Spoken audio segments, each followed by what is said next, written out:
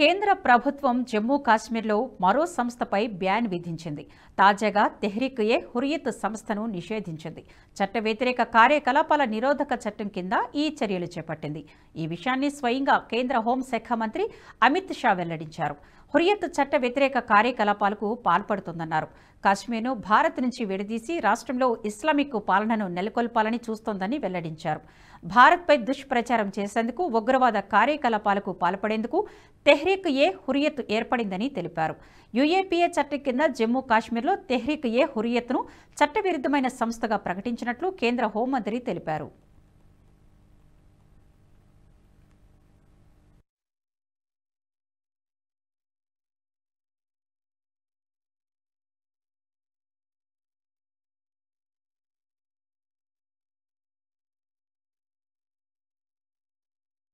ఈ వీడియో మీకు నచ్చినట్టయితే లైక్ చేయండి, 10 మందికి షేర్ చేయండి. అలాగే కామెంట్ల రూపంలో మీ అభిప్రాయాలను మాతో పంచుకోండి. Nationalist hub group of channels ను సబ్స్క్రైబ్ చేసుకుని తెలుగునాట జాతీయవాద జర్నలిజాన్ని ప్రోత్సహించండి. ఈ వీడియో కింద ఉన్న బెల్ ఐకాన్ పై క్లిక్ చేయడం మర్చిపోవద్దు.